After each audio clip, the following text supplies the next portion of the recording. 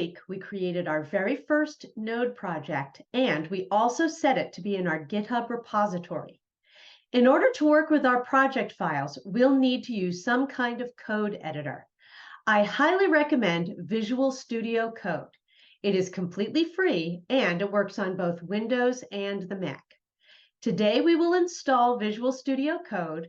We'll open our project and take a look at the project files, and we'll learn how to use Git from within Visual Studio Code.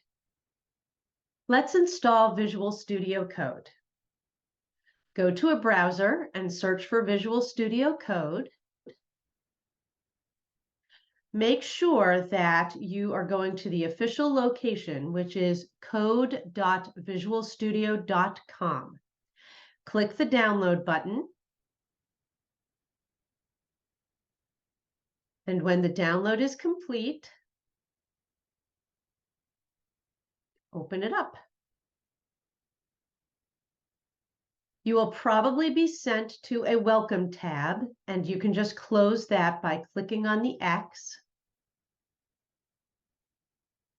It's a good idea to pin the program to your taskbar or your dock so that you can find it easily later.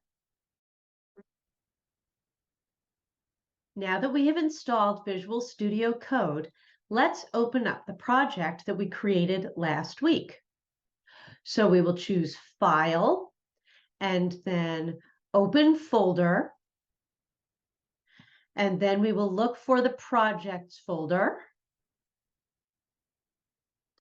and then the Learning JavaScript project. And then we will click Open. So now you can see the Learning JavaScript project here on the left. Let's open that up and take a look at what's inside. First, we'll see the git ignore file. I mentioned this file last week. We created it when we created our new Git project, and we specifically created it to ignore certain types of node files in a node project. So here we see a list of all of the kinds of file patterns that will be ignored by Git. So if you are making changes to your project and you do a git status, when it shows you the untracked files, it will ignore all of these file types. So that way you won't be committing files into your GitHub repository that don't really need to be there. Remember, these files can just live locally. Now let's look at the package.json file.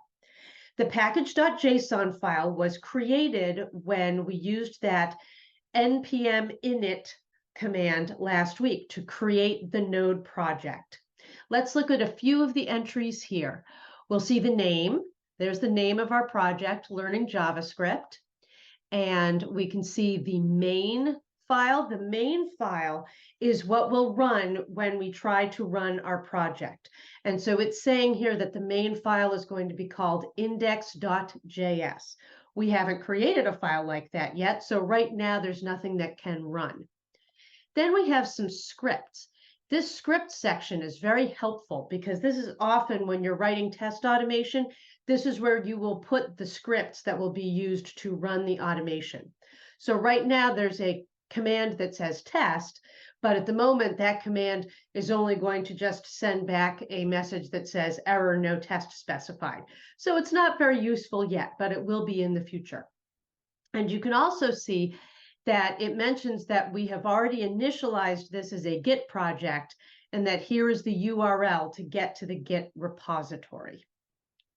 So now let's open a terminal window. You have been used to working from the command line by opening up the command line window, but you can actually use the command line from directly inside Visual Studio Code. Choose the terminal command from the top bar in Visual Studio Code, and then choose New Terminal, and you'll see that the new terminal appears here at the bottom. Now let's run git status. If you committed your code last week after initializing your project as a node project, then you will see that all of your files have already been committed. But I did not do that last week. So if I run git status, I can see that I'm on the main branch, and I have one file that is untracked, package.json. If you look up here in our File Explorer, you can also see that package.json is green, and there's a U. That stands for untracked, and that means that there's been a change made since the last time you did a commit, and that this file is untracked. So now I'll just quick do a git add and add that file in. And then I'll do a git commit. So if you didn't do this last week, you can follow along with me, adding package.json file, my commit statement. And you can see that now that I have made the commit, that the package.json file is no longer green and there's no longer a U next to it. And now I can push it, git push origin main. So now my code has been pushed to the repo. Next week, we will create an index.js file, and we will start learning JavaScript. Thanks for watching this video.